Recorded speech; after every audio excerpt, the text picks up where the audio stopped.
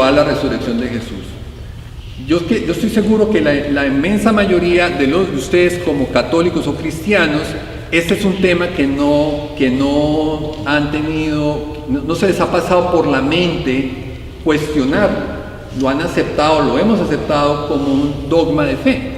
Sin embargo, si ustedes entran en internet a foros ateístas serios, como todo, ¿no? Hay foros ateístas serios. Yo miro mucho foro ateísta porque me encanta entender un poco el punto de vista de ellos, cómo atacan, cómo piensan, ¿no? Y ellos son muy conscientes de una frase que dijo Pablo y se leyó o se va a leer en estos días. Si Jesucristo no resucitó, vana es nuestra fe. O sea, basta con que se demuestre que Jesús no resucitó para que lo que estamos aquí reunidos en esta asamblea sea un club de hombres. Y esto se convierta, como se están convirtiendo algunas iglesias en Europa. Hay dos cosas. La primera, acordémonos que el Señor fue tentado por el demonio. Si el Señor no muere en la cruz por nosotros no estuviéramos aquí tampoco, el demonio hubiera ganado, ¿correcto? Claro. Y también el Señor le dijo a los apóstoles cuando se le apareció: dichoso el que cree sin ver. Claro, pero mi punto con esto es, quiero dejarles a ustedes la inquietud que el tema de la resurrección de Jesús lo podemos racionalizar de alguna manera, no simplemente decir Jesús resucitó y eso es un acto de fe, porque como nos dicen los ateos, no ateos y Pablo, si Jesucristo no resucitó, vana nuestra fe, es decir, que hemos perdido, si Jesús no hubiera resucitado, no estaríamos aquí, no existiría nada, no existiría ninguna fe. Entonces, quiero ver si uno puede racionalizar el tema de la resurrección del Señor. Primero, un poco cómo era la costumbre de enterrar a los muertos en la época de Jesús, y aquí hay un dato interesante y curioso. Ustedes lo han visto y tenemos súper fresco porque lo vivimos la semana pasada. Al muerto se le amortajaba y se metía en un sitio fuera de tierra, no bajo tierra, fuera de tierra, generalmente en cavernas y en cuevas. Los que han tenido oportunidad de estar en Tierra Santa se dan cuenta que Tierra Santa está repleta de cavernas naturales. Entonces era una costumbre ponerlo ahí para amortajarlo, embalsamarlo, llenarlo de aceites y de especias y de perfumes, para que el olor a podrido no fuera tan grave y las especies un poco ayudaran a amortiguar, a minimizar ese tema del olor. Una vez que el cuerpo se había descompuesto, se sacaban los huesos y esos huesos sí se metían en unos osarios, y esos osarios sí ya se podían meter en otro tipo de recipiente y reciclar esas tumbas. Pero en el tema de la muerte de Jesús, miren que hay un dato, y lo otro interesante, el judío tenía la creencia que el alma, ese espíritu, permanecía alrededor del muerto los 3 primeros días y después ya se iba. Así que cuando el pasaje de Lázaro, de la resurrección de Lázaro, cuando Marta le dice: Señor, él ya lleva 4 días de muerto, lo que le está queriendo decir es que ya Lázaro está más muerto que muerto, ya no hay chance, ya no hay posibilidad, le está diciendo, porque si hubiera sido antes, pues le da a entender, sí, existe la posibilidad porque todavía tiene usted el espíritu ahí cerca, pero le está diciendo Jesús, Lázaro está más muerto que muerto, porque ellos creían que al tercer día ya el espíritu se partía y ya no había nada que hacer. Por eso la importancia bíblica de esos 4 días de que Lázaro le quiere dar. Y la mortaja de Lázaro, la mortaja de Lázaro, dice la Biblia que se quita la Biblia, la mortaja queda en el suelo. Pero la mortaja de Jesús no está en el suelo, está doblada en la mesa. ¿Qué quiere decir que está doblada? Que no va a volver a ser usada. En cambio, la de Lázaro va a volver a ser usada. Así que ese significado bíblico de la mortaja guardada y doblada y colocada en su sitio es una señal de que la mortaja no va a volver a ser utilizada. Queriendo decir, Jesús no va a volver a morir. Él ya murió una vez y nunca más va a volver a morir. Así que no se necesita la mortaja. En cambio, la de Lázaro sí se necesita porque Lázaro va a volver a morir. Y eso es bien importante porque en la resurrección de Jesús se habla claramente, y los 4 evangelios nos hablan que la tumba estaba vacía. Y ese es un dato bien importante de que la tumba estuviera vacía, porque si ellos solamente en la Biblia se hubiera hecho referencia a Jesús aparecido, que se le apareció a los discípulos, pero no se hablase del cuerpo, estábamos ante la presencia de un fantasma. Porque los fantasmas bíblicamente existen. Yo no creo en los fantasmas ni nada, yo soy una persona sumamente escéptica. Y realmente yo me he puesto a hacer la reflexión que soy tan escéptico que me sorprendo a mí mismo de que yo crea en Dios. Pero sinceramente soy una persona sumamente escéptica. Pero los fantasmas que yo no creía, pues la misma Biblia nos habla de los fantasmas. ¿Se acuerdan que cuando Jesús está caminando en el mar de noche, el Pedro pensaba que era un fantasma, ¿cierto? ¿Recuerdan que Pedro pensaba que era un fantasma?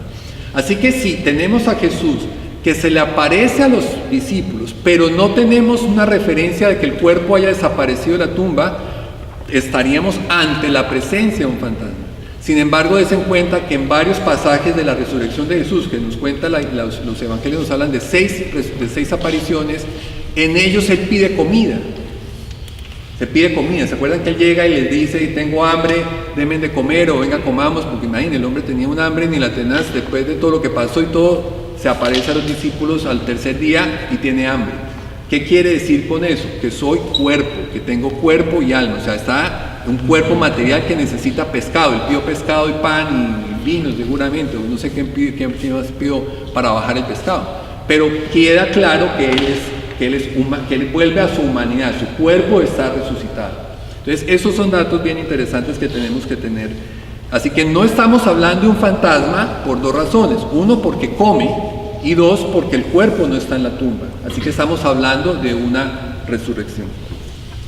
Así que la tumba vacía es un factor clave en la resurrección de Jesús.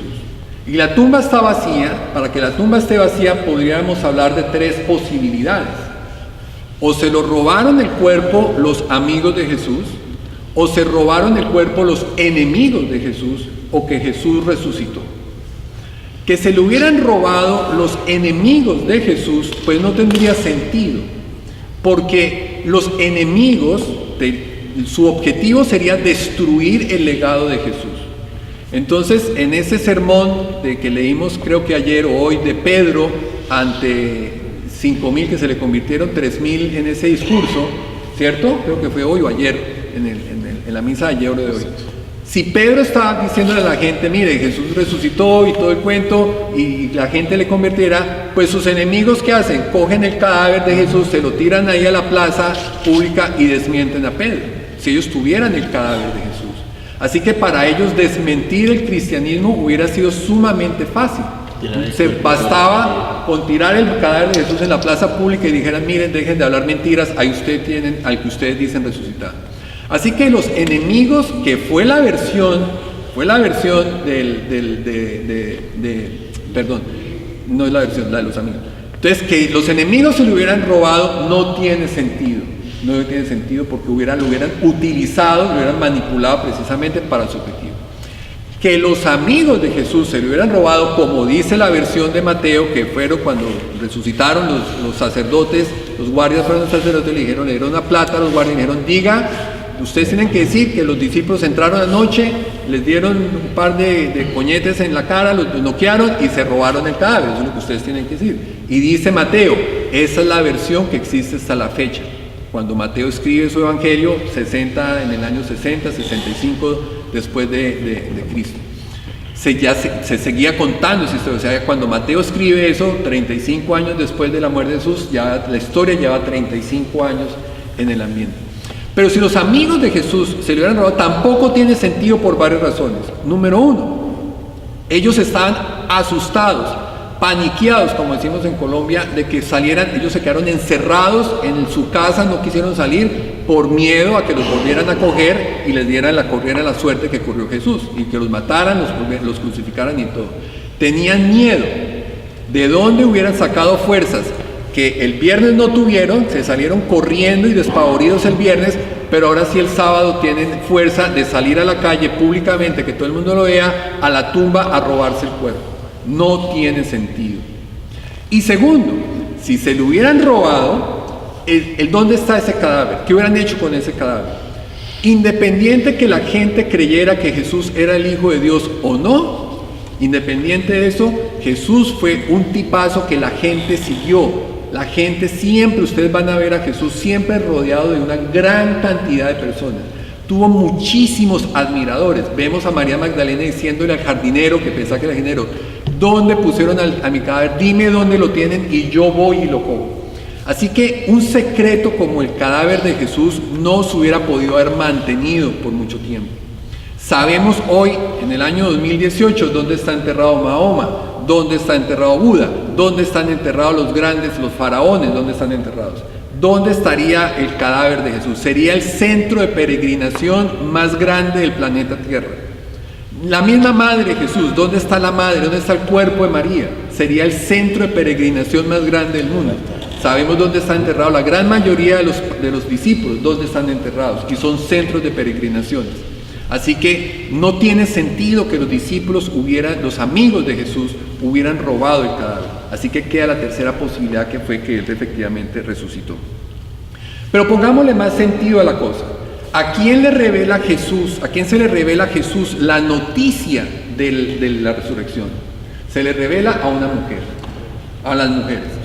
Las mujeres estaban en la escala social más baja, decían los esclavos, mujeres y niños, estaban entre esa categoría.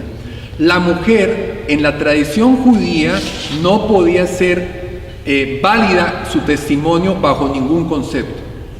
Ustedes se acuerdan, y la historia viene en la misma Biblia, ustedes se recuerdan cuando Abraham estaba en la tienda de campaña y nada que tenía el hijo, nada que podía tener el hijo, ya había tenido su hijo con la esclava Agar y tiene a Isaac, y sigue Abraham sin tener un hijo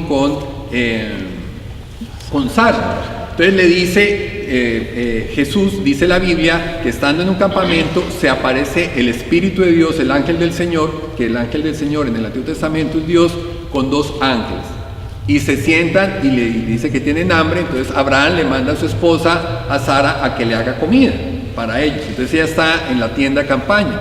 Y ahí es cuando cuando Dios le dice a Abraham que vas a tener, le dice, yo vendré, en un año volveré y ya habrás tenido a tu primogénito.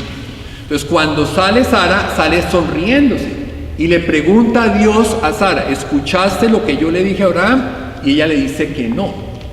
Entonces para los judíos, si Sara fue capaz de mentirle a Dios, pues las mujeres son capaces de mentirle al que sea. Entonces por eso ellas quedaron estigmatizadas de que las mujeres son unas mentirosas y no pueden ser tenidas en cuenta nada de eso. Disculpe, entonces ¿por qué ahora en Israel el apellido materno es el que vale por encima del paterno? Si tienen ese concepto de la mujer. Hasta donde sé no es el apellido, hasta donde sé es la religión. En esta cultura, en esta mezcla de culturas, la religión de la mujer es la que la hereda el hijo, pero no lo del apellido. No te sabría, hasta donde yo sé es lo de la religión, no el apellido. Y si esto es así, no te sabría contestar. Pero entonces, en la tradición judía, la mujer era considerada una mentirosa. Por lo tanto, el testimonio de una mujer era inválido, no tenía validez. Si una mujer vio que yo maté a alguien, me llevan a un juicio, la mujer dice Orlando, yo vi que Orlando lo mató, se tiene por nulo ese testimonio. Así que los discípulos pusieron en la Biblia lo que ellos vieron y lo que ellos comprendieron y lo que ellos supieron. Que fue a María Magdalena, así lo pusieron, a una mujer. Y ni siquiera hubiera sido una mujer santa, una mujer de buena reputación. Sí, las mujeres no gozaban de buen estigma, porque en la escala social, repito, ellos lo tenían dentro de la categoría esclavos, mujeres y niños, tenían esa categoría. Una mujer no tenía ningún privilegio las mujeres. Entonces, pero había mujeres evidentemente respetuosas, como todo. La esposa de los fariseos y de todos, estoy seguro que eran mujeres respetadas dentro de las comunidades judías. Sin embargo, lo pusieron en una mujer, y no en cualquier mujer, sino en nada menos ni nada más que en María Magdalena, la que Jesús le había sacado 7 demonios. Así que era una joyita. Hay gente que dice que era la prostituta de la pedrada, no hay una clara evidencia que fuese ella. Lo que sí sabemos es que a ella le sacaron 7 demonios, así que era una joyita. Y a ella es la que se le aparece Jesús. Así que si ellos hubieran querido inventarse la historia de la resurrección de Jesús, se le inventaron lo más mal que pudieron. Porque si se lo hubieran querido inventar, tenían fácil la solución en las personas de Nicodemo y José de Arimatea. Nicodemo era hombre, era rico. En la sociedad judía, ser rico quería decir que gozaba del favor del Señor. Si usted era rico, usted quiere decir que era un tipo prácticamente santo en la tierra. Entonces, Nicodemo era hombre, y los hombres pues tenían toda la credibilidad del mundo. Rico, por lo tanto, gozaba del favor del Señor. Era miembro del Sanedrín, o sea, tenía el prestigio total. José de Arimatea lo mismo, un hombre, un tipo rico, gozaba del prestigio de los gobernadores, gozaba del prestigio de los Sanedrín. Si José de Arimatea, si los discípulos hubieran dicho en boca de José de Arimatea o de Nicodemo que vieron a Jesús resucitado, hoy no existiría el judaísmo. Todo el mundo hubiera creído en la resurrección del Señor, si hubieran querido inventarlo. Nicodemo les hubiera hecho el favor, el 14 como decimos, porque Nicodemo era un amante del Señor, él creía en el Señor, fue el único que lo defendió en el juicio que le hizo en Caifás, en la casa de Caifás. De tal manera que si ellos hubieran querido inventar la historia, lo hubieran puesto en palabras de Nicodemo, José de Arimatea, y asunto resuelto. El cristianismo no tendría duda alguna. No, la pusieron tal y como la encontraron. Otro detalle interesante. La Biblia nos habla de que los discípulos fueron testigos de 3 resurrecciones. La de la hija de Jairo, el comandante Jairo, la de la viuda de Naín y la de Lázaro. Los discípulos vieron esas resurrecciones. ¿Qué fue lo que vieron los discípulos en esas resurrecciones? Vieron que aquí estaba Lázaro vivo, ellos compartieron, ellos conocían a Lázaro. Lázaro era el primo del Señor y era amigo, desde la infancia era amigo del Señor. Lo conocieron a Lázaro. Entonces, hola Lázaro, ¿cómo está Lázaro? Lázaro tiene barba, bigote, un lunar aquí, una peca aquí, lo que sea. Lázaro se muere. Murió Lázaro. ¿Y qué hizo Jesús? Lo resucita al 4º día y vuelve a ser el mismo Lázaro. La misma barba, con la misma peca, con la misma arruga en la nariz y de todo. El mismo Lázaro. ¿Cierto? La viuda de Naín le resucita a su hijo y la madre abraza al hijo. O sea, lo reconoce. Y la de la hija de Jairo, pues está allá, la niña se despierta y le dicen dele de comer. Los padres ninguno puso cara de que quién es esta niña, su hija. Estaba muerta y ahora ha resucitado, es la misma niña. Sin embargo, fíjense que la resurrección de Jesús no pasa así. ¿Qué pasa en la resurrección de Jesús? No lo reconocen. Los discípulos de Maús no lo reconocieron. María Magdalena no lo reconoce. Los apóstoles cuando nos salieron de pesca, que estaba Jesús allá en la arena asando un pescado, no lo reconocen. ¿Por qué no lo reconocen? No supieron, ellos no lo entendieron por qué no se reconocían. Tendría que pasar muchísimos años para que se pudiera ver alguna luz respecto al por qué no lo reconocían. Pero si ellos hubieran inventado la resurrección de Jesús, se hubieran inventado la resurrección en los términos que ellos conocieron. ¿Qué fue lo que ellos conocieron? Aquí está Jesús, aquí está muerto y aquí está resucitado. ¿Cierto? Eso es lo que ellos vieron, eso es lo que ellos conocían. Esas fueron las resurrecciones que ellos vieron. Es el mismo Jesús. Sin embargo, ellos no dijeron, es el mismo Jesús, es otro Jesús. No lo entiendo, no lo comprendo, pero así es, así lo pusieron. Así que si se lo hubieran inventado, no tendrían la imaginación ni la capacidad de inventarse una resurrección que nunca presenciaron. Las resurrecciones que ellos presenciaron, el hombre volvía a ser el mismo que estaba muerto días antes, horas antes, minutos antes, lo que fuera. Así que eso es uno. Y por último, el último detalle bien interesante para que nos tenga claro que Jesús sí resucitó, fue los apóstoles, sus testigos. Ellos lo único que tenían que defender los apóstoles es que Jesucristo resucitó, porque es la base de nuestra fe. Como dice Pablo, repito, si Jesucristo no resucitó, vana nuestra fe. Entonces, si ellos no lo hubieran visto resucitado, sí, yo me puedo sentar aquí a hablar de las mentiras que ustedes quieran, pero cuando me toque dar la vida por defender una mentira, uno no es tan pendejo de dar la vida por una mentira. Uno da la vida por una verdad. De los discípulos, bueno, Judas se ahorcó, Juan sabemos que murió muerte natural. Los otros fueron mártires, predicando lo único que tenían que predicar, y era la resurrección del Señor. Así que uno no da la vida por defender una mentira. Pueda que uno esté loco, los 10 no estaban locos, y los 10 dieron la vida por defender esa única verdad.